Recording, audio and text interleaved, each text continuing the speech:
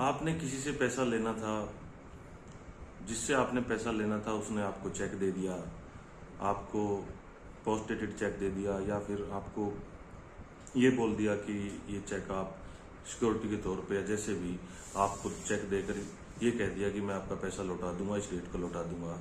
आपको किसी ने धोखा दिया है, किसी कंपनी ने, किसी बिजनेस पार्टनर ने, किसी बिजनेस ट्रांजेक्शन में, या फिर किसी को भी आपने उधार दिया था या जैसे भी आपने पैसा दिया था और आप अपना पैसा वापस लेने के लिए चेक लेकर आ गए हैं, और वो चेक जब आप जिस डेट का चेक था उस डेट को जब आप चेक लगाते हैं वो चेक बाउंस हो गया। तो दोस्तों घबराने की जरूरत नहीं है। आपको कि किस तरीके से आप अपना पैसा रिकवर कर सकते हैं। नमस्कार दोस्तों, मैं एडवोकेट आशीष शोकन। मैं आपको बताऊंगा कि किस तरीके से आप अपना पैसा रिकवर कर सकते हैं। अगर आपका पैसा रिकवर नहीं होता है तो आप कोर्ट का दरवाजा भी खटखटा सकते हैं, आप कोर्ट भी जा सकते हैं। आप दोस्तों जैसे ही जिस डेट को आपने चेक लगाया और आपको रिटर्न मेमो बैंक से आ गया कि आपका जिस अकाउंट का आपने चेक लगाया था उस अकाउंट में इतना पैसा नहीं है जितने अमाउंट का आपने चेक लगाया है, तो दोस्तों आपने क्या करना है। सबसे पहले आपको इंफॉर्मेशन प्रोवाइड करनी होती है।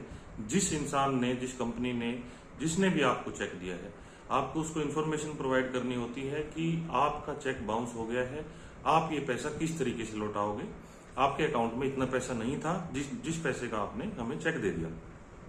उसके बाद दोस्तों अगर फिर भी वो आपको एंटरटेन नहीं करता है, आप अपने वकील के पास जा सकते हैं।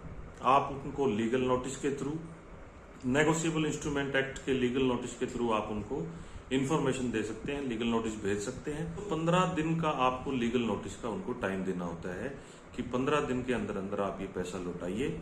अदरवाइज आप लायबल हैं कोई भी लीगल प्रोसीडिंग्स लेने के लिए उनके खिलाफ, जिससे आपने पैसा लेना है।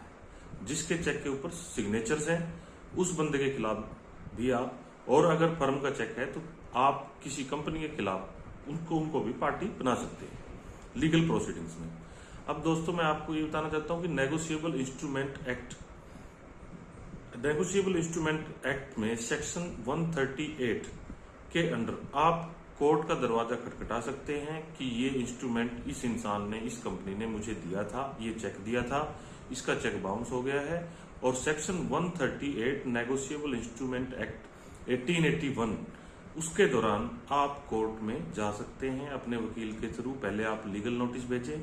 लीगल नोटिस भेजने के बाद 15 दिन का टाइम होता है। 15 दिन का टाइम लीगल नोटिस का होता है। उसके बाद 1 महीने तक आप केस डाल सकते हैं। दोस्तों एक बात का हमेशा ध्यान रखें कि जो कंपनी ने या किसी इंसान ने या किसी भी पार्टी ने आपको चेक दिया है, उस चेक के ऊपर जो डेट लिखी है, राइट साइड टॉप में हर एक चेक के ऊपर डेट लिखी होती है। उस चेक के ऊपर अगर आप नीचे देखेंगे, डेट के नीचे उसमें चेक की वैलिडिटी मेंशन होती है। वैलिडिटी मीन्स उसकी अवधि मेंशन होती है। उसकी अवधि क्या है? 3 महीने।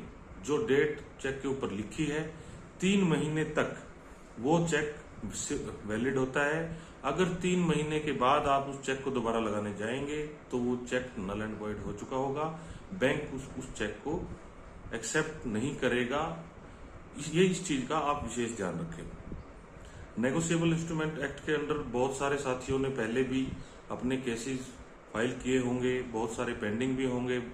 बहुत सारे दोस्त परेशान रहते हैं कि हमारा केस इतने टाइम से पेंडिंग है, हमारा कुछ नहीं हुआ। तो दोस्तों इसके बारे में मैं आगे भी बहुत सारी वीडियोस बनाता रहूंगा और आपको इन्फॉर्मेशन देता रहूंगा।